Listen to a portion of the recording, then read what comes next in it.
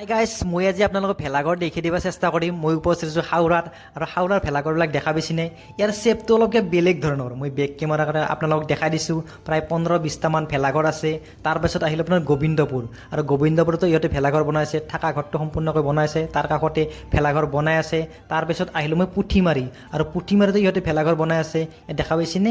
ইয়াত পুঠিমাৰি দুটা ভেলাঘৰ বনাইছে, দেখা পাইছেনে? পুঠিমাৰিৰ ওচৰত আহিলোঁ কণীমাৰা, আৰু কণীমাৰাৰ ভেলাঘৰ অলপ বেলেগ ধৰণৰ, শ্বেপটো অলপ বেলেগ ধৰণৰ দিছে। আল্ট্ৰা বাছ আকৃতিৰ ভেলাঘৰ বনাইছে, দেখা পাইছেনে? মই এতিয়া আল্ট্ৰা বাছৰ ভিতৰত সোমাই যাম আৰু আপোনালোককো দেখাই দিম। আৰু এক্সট্ৰা কেইবাটাও আপোনাৰ ভেলাঘৰ আছে। আৰু আল্ট্ৰা বাছৰ ভিতৰ ভাগটো কিবা এটা ভাল লাগিছে, ভিতৰত সোমাই কিবা এটা মনটো ভাল লাগি গৈছে। আৰু আল্ট্ৰা বাছৰ ভিতৰত কি আছে? ষ্টিয়াৰিঙো আছে, দেখা পাইছেনে? এইডাল আল্ট্ৰা বাছৰ ষ্টিয়াৰিং।